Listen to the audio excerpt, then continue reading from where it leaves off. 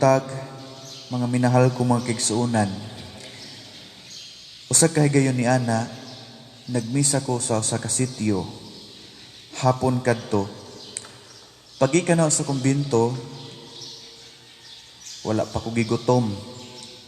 Pero pag abot na sa kapilya, diha may giandam nga sinugbang nga isda, sinabong manok, dihay kamuti, dihay balanghoy, dihay watermelon ug saging.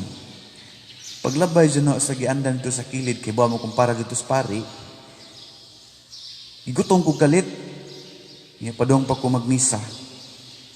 Pero dyan ang gutuma. Di pagmisa na ho, gigutom ko, nangurog ko, unya gipaningot, di na masabot akong gibati, tungod kay gigutom ko. Magigsuon, anong ako maning gipaambit, tungod kay dili lalim kung bation tag kagutom. Mapiktuhan atong panghuna-huna, mapiktuhan atong paglihok, kay maluya man jud tag ako nangurog ko. So di lalim ang gutumon. Mura nga maigsuon yung panahon sa krisis tungod sa coronavirus. Sayud ta nga daghang mga tao nga nagkalisod.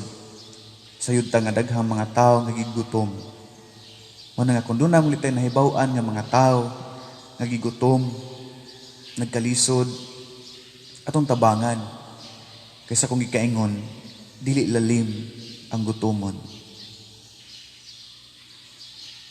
Kung dili lalim ang gutomon sa pisikal, unsa kung ang atong kalag ang gutomon? Ang Ginoo nahigugma gayud kanatong mga tao.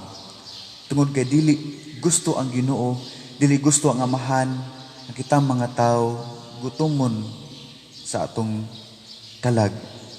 Gutomon ang atong espirituhan nga kinabuhi. Gutomon ang atong kalag. E kung dili lalim nga gutomon ta, dili pod lalim ang gutomon ang atong kalag. Muna nga ang Ginoo mipadala og pagkaon alang sa atong kalag. Ug kana mao si Kristo. Mingon si Kristo, ako ang pan nga gikan sa langit nga maghatag og kinabuhi. Sumigsuon, kinahanglan tang mukaon aron ta mabuhi. Kinahanglan tang mamahaw, kinahanglan tang maniudto, kinahanglan tang manihapon, kinahanglan pangitang mo snacks. Sa atong kalag usab, aron dili kini gutumon, kinahanglan usab kitang mukaon sa lawas ni Kristo. Muna magigsuon, padayon ta sa pag-invite ni Kristo diha sa atong kinabuhi.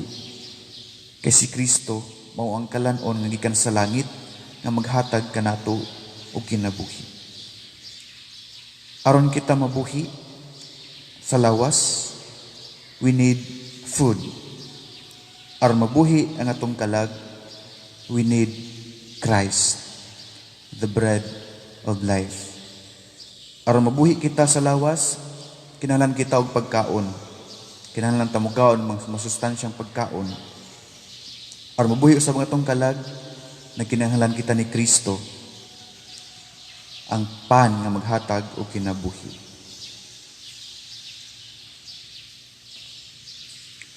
Pagampo sa katawhan,